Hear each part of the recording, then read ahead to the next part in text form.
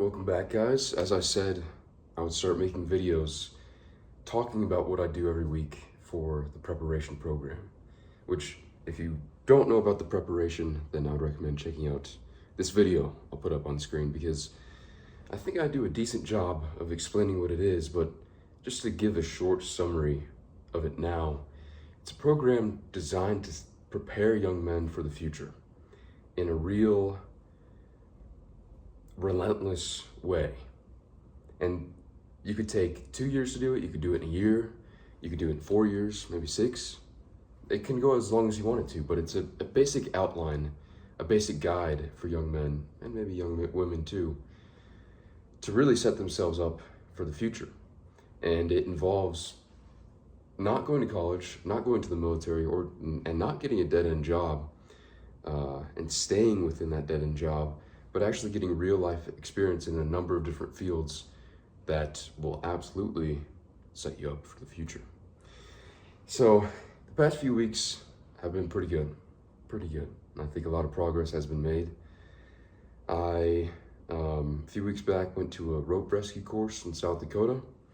Then I went to an S-130 field day course, which is one of the requirements to get your red card, or which makes you a type 2 firefighter. And you basically just you dig line, which if you don't know about wildland firefighters, their main job, at least for like a hotshot crew or smoke jumpers as well, is to dig line. And how deep and wide that line is depends upon the fuel in the area, or I guess the width depends more upon the fuel in the area. You're just digging down to mineral soil, and so let's say you're in an area with grass 12 inches high, then you want to dig out 24 inches, maybe more, and that's the majority or a large portion of your job. So we did that when we were there, also learning how to deploy a fire shelter. And we did a night op, different exercises. And at the rope course, the week before that, we did some rappelling. We did some extrication of some heavy dummy that we had. We learned how to build 3-to-1 mechanical advantage systems and 5-to-1 mechanical advantage systems using the equipment we had, which basically just means that you build a system using the rope, using carabiners and different rope grabs and different equipment to build a pulley system to pull a load up a slope or lower it down. So we did that there.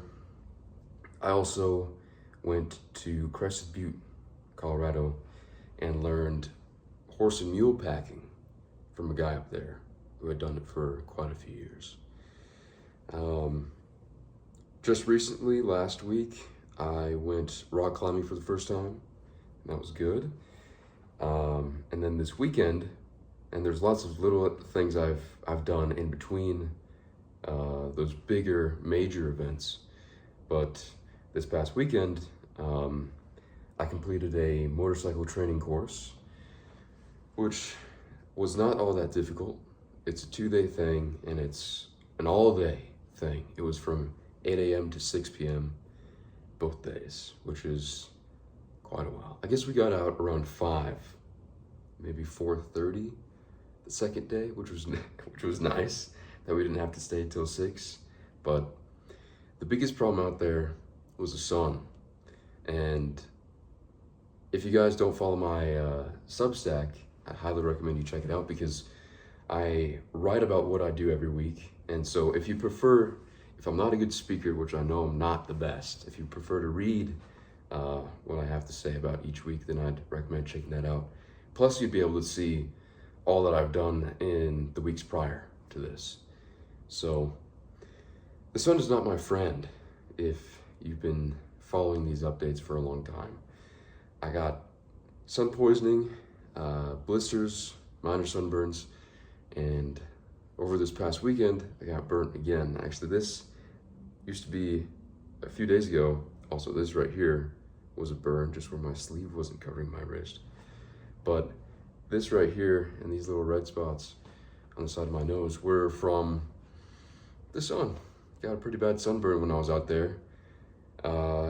And I had an open-faced helmet.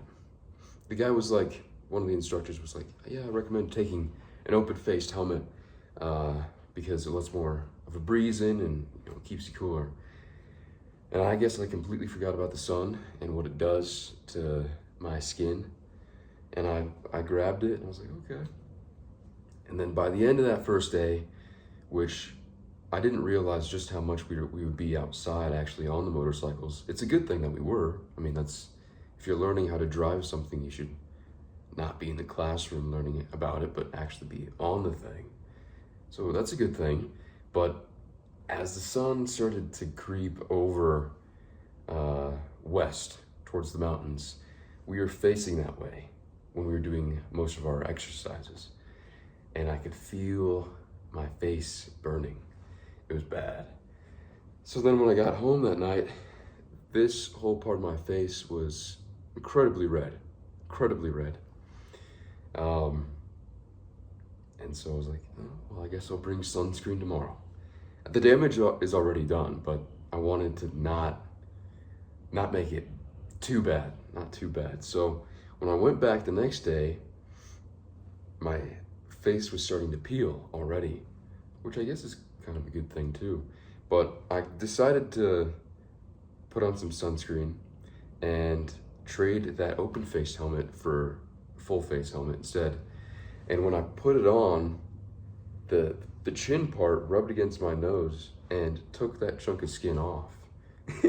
So that was not nice. And people were looking at me like I had a bad sunburn on my face, like I looked crazy, which I definitely did.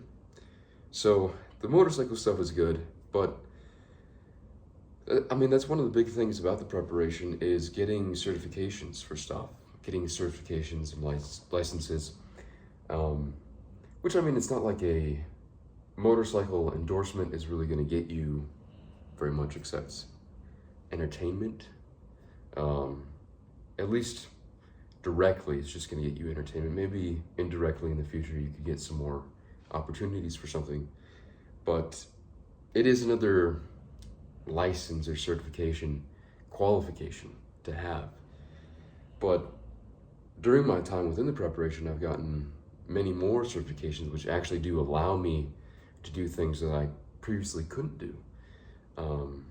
And obviously the certification, the paper is not the important part, but the skills behind it. I mean, I have this certification right here, and this is the S130, S190 field day certification, which again is not, I don't care about this piece of paper. I'm gonna hold on to it because it's a good, I mean, it's cool to have and I need it for stuff, but the training behind it, like learning how to dig line, learning how to use the different wildland fire tools, Pulaski, McLeod, multi-tool, all those different things. Learning how to deploy a fire shelter in case you got in that position, which would be pretty bad. Coordinating with a team during a night op, that's awesome. I mean, those are all important skills to have, and that's one big part of the preparation is gaining those skills.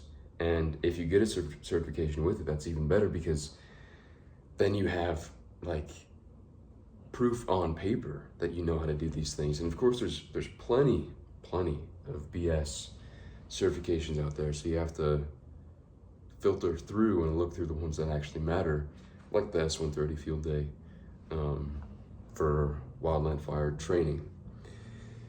So I got that over with.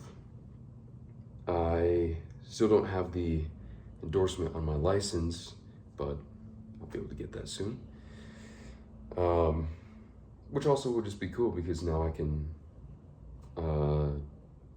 ride a motorcycle. Just another thing I can do. That's another thing about the preparation. There's many aspects to it, and one of them is just opening countless doors for yourself. Who knows where the motorcycle endorsement could lead you to do.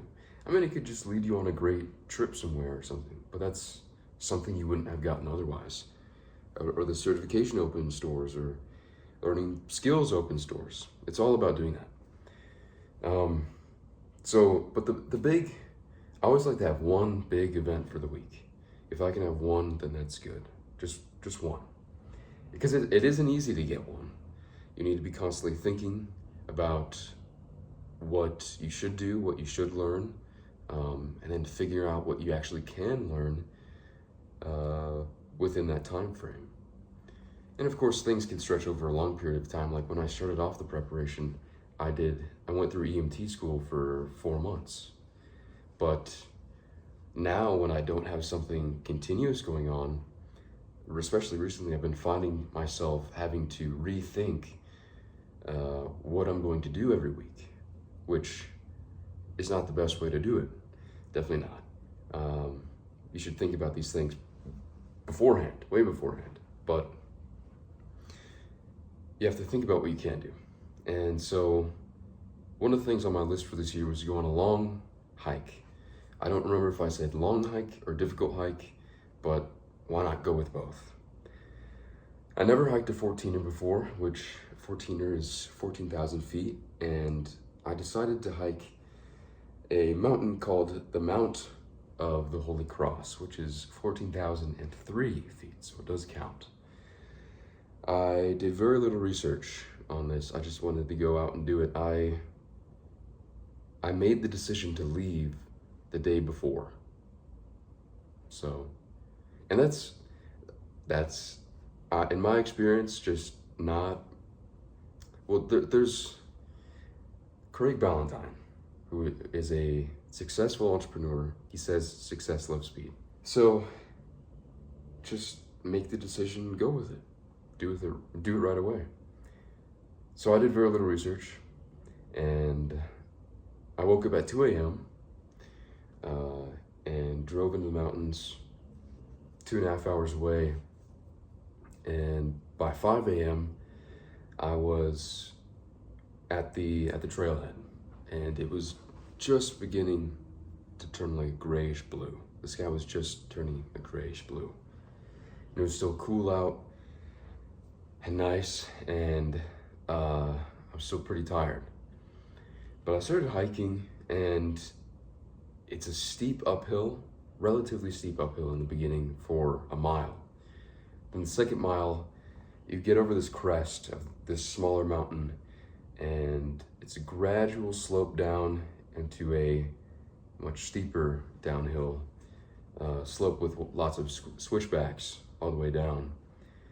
And so those first 2 miles were nothing. It was fine. I was breathing heavy because I was now at 11,000, 10,000 feet, somewhere around there, which is double what I'm at now. But it was all right still. And then I got to the bottom, and I did hear of this creek that you do have to get past. And it was actually very high. It's probably 2 feet high where I passed. And so I had to take my shoes and socks off, roll my pant legs up just below the knee, and go barefoot across this creek, which was probably 15 feet wide. And it was cold. It definitely woke you up. And good thing I had my only pair of wool socks to put on after that, because they definitely warm you up. But from there, it was a long, steep slope, steep incline from there the entire time. And this took me probably 2 or 3 more hours to get to the top, I'd imagine.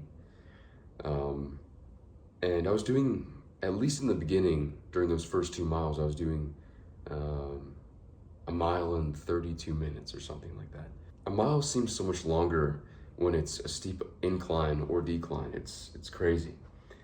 So anyway, I started climbing up this massive slope, and I got a glimpse of the summit, the peak, during part of it, and I was like, man, that's pretty far away, very far away.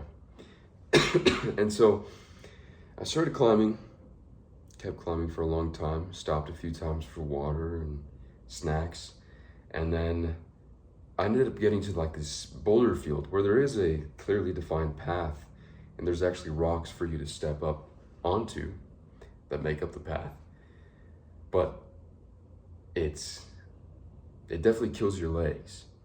And so an hour, 2 hours of that was probably 2 hours, maybe 2.5. It was pretty rough. And then when I got just below the top, like 50 feet below the top, two guys who I'd seen earlier came down, and one of them asked me for some sunscreen. I was like, yeah, sure. I gave it to him. And he asked me how many 14ers I had hiked, and I told him this was my first. And he said, you picked a difficult 14er for your first, or difficult hike for your first 14er. So, which is a good thing. I'm glad for it.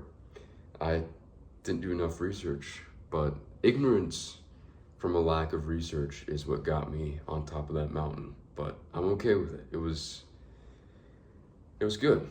Especially near the top, it was very, even though there was lots of suffering involved, you feel like you can't breathe, and your legs are burning, and you're dehydrated and hungry. You start to see this view and realize how great it is that you're doing what you're doing. But when I get to the top, it was even better because I finally got to sit down and feel like I had done it. Which of course I was technically only halfway, because I still needed to go right back down the trail to get back to the car. But I sat there for a few minutes, had lunch, and then I started back down. And this is definitely where it got much harder. Because everything was switched all of a sudden. And so now the steep incline was a steep decline. And so for the next hour and a half, I made my way down this giant mountain to the small valley where the creek was, crossed the creek again, and then, along the way I ran out of water. I didn't bring enough water, so when I was on top of the mountain, I drank the rest and gathered some snow and threw that into my water bottle, hoping that it would melt over time, which it did, and definitely helped me get back because I was feeling pretty dehydrated at the end. But when I got to the creek, got past it, I know how to climb the final climb up until I had that last descent down. And that was the hardest part for sure, because I felt weak. I felt almost sick, and my legs were pretty tired, and I was dehydrated too. So, but I made my way up, and the last mile and a half was also pretty rough because I was all downhill. And after that initial steep downhill, your knees were done, and your thighs were too. But it was a very good experience, and I put up a video about that too. And I made the video when I was feeling my best during that hike, which was in the very beginning when I was starting to make my way down the first decline. But it's a good video, I think, and you guys should check it out if you want to. But that was that and the motorcycle class were my two big events for the week, which was good to get two in. So I did that, and I did BJJ twice this week. I'll do it in a few hours, so that'll make it 3 times this week. And then I worked out once. When I don't do BJJ, I try to get a workout in. Obviously, hiking a 14er counted as my leg day, which thankfully happened to fall on leg day on Wednesday, so that worked out. And then I did Spanish, just Duolingo, every day this week. Which, if you guys don't know, I spend pretty much like half the year in Uruguay because we have a cattle ranch down there. And so I don't want to lose what little Spanish I know. And Duolingo is certainly not the best way to learn any language, but for maintaining vocabulary and at least a sense of how to form a sentence, it's all right. So I've been trying to do that so I can at least remember a little bit and maybe improve. I'd like to improve my Spanish before I head back. So we're doing that as well. I finished a book called The Socratic Method this week, and that was also a great book. I think a book a week is always good. This is the cover. I think I actually took the cover off, but this is the hardcover version. It's a good book. It talks about Socrates, obviously, and the way he would speak, think, act, and his whole method for debating, basically, is in there, questioning people. And that was good, but the best part of the book was, I think, at the end, where they talked about, where Ward Farnsworth, the author, talked about how the skeptics and the Stoics are descendants from Socrates, really, from his way of thinking of life and his idea of living a good life. And I think definitely more so the Stoics go along with his idea of what it means to live a good life than the skeptics do. But learning about that was good because that's more history. It's always good to know more history. But even better than that was the part about virtue, which was definitely more in the Stoics chapter of the book, because the Stoics definitely were more focused on moral virtue, or having a moral compass and pursuing virtue. Absolutely. And that's what matters most. I mean, I think you could, I mean, this is a big statement, but you could throw away like all the debating stuff with Socrates, and what matters most was his thinking of how to live well and how virtue was how you do that. That is what matters most. And really, I think anyone who studies Socrates in any way and has at least somewhat of an idea of a moral code or virtues in the beginning realizes or will realize that living a good life through virtue is what made Socrates and what made his ideas great. It wasn't like learning how to debate better. I mean, that's not bad, but that's superficial compared to learning to live well, truly live well. So that book was good. I also finished Making Them Believe by Dan Kennedy and Chip Kessler, I believe, which was a great marketing book. And if you like history, I'd recommend that book too, because it's about Dr. John R. Brinkley in the 20th century. And I won't spoil it too much because it's an interesting story, but about him starting his practice and marketing himself for what he did in various genius ways. And they go in detail about how he did it and why it was effective. So if you're into history and marketing, you should check out that book. And then I also started a book called Over Deliver by Brian Kurtz, I think is his name, this week. I'm 2.5 chapters in, and then I already recommend it. I think it's a great book. It's about marketing again, and he was in marketing for more than 30 years, I think. So he knows what he's talking about, and he has the experience to prove it, obviously. So I recommend checking that book out as well. But let's see what else. Yeah, I made the video on the 14er, and then I also wrote a small little article advertisement called Have Ambition Will Travel on Substack, where basically I'm just advertising myself for the preparation. I want to learn more, I want to do more things, and I want to meet more people. And I have the ambition to do those things. So I'm looking to find more people who are wanting to teach somebody something that they know, some skills that they know, and to learn those skills from them. So yeah, it was a pretty good week, I'd say. I'm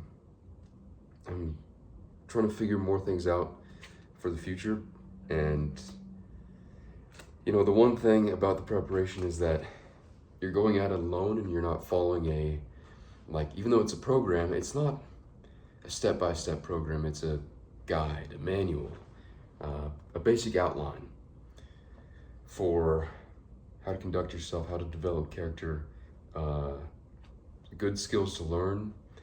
There's lots of different things within it, and there will be a book about it later this year that'll come out. But you have to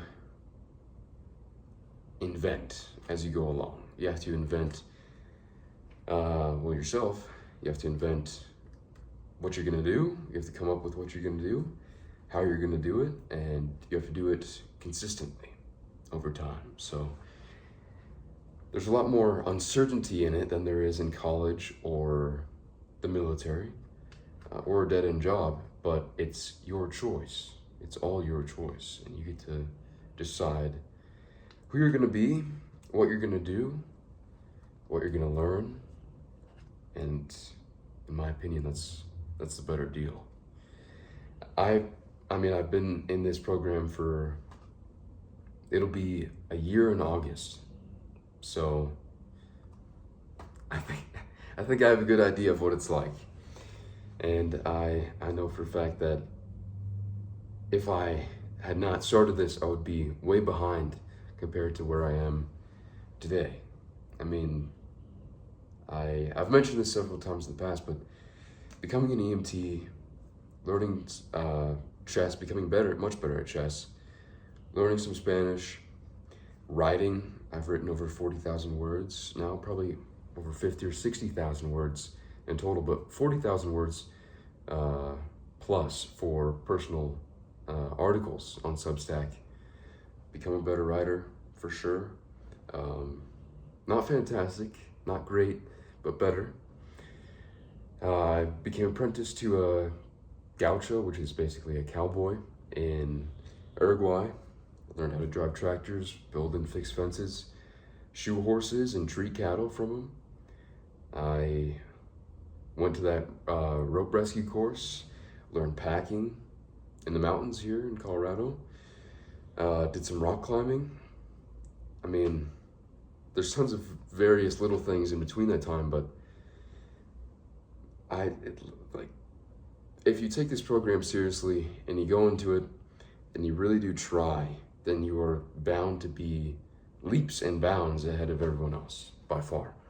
Within a year, I mean, it reminds me of the Count of Monte Cristo in the book, where there's some line where it says, something like after a year, he was unrecognizable. And I think that's certainly possible to do in the preparation, much more so in the preparation than in any institution, by far. So anyway, this was a long video, and I'm sure all these updates will be pretty long, but if you're interested, then I'm glad, and I hope it provides you guys with something. If you have any questions or any comments, let me know. And let me know if this is entertaining or useful. Give me feedback. I'm interested to hear it. Also, check out the Substack page for previous updates about things I've done in the past weeks, and for personal articles too. So, yeah, guys. See you guys next time, and have a good day.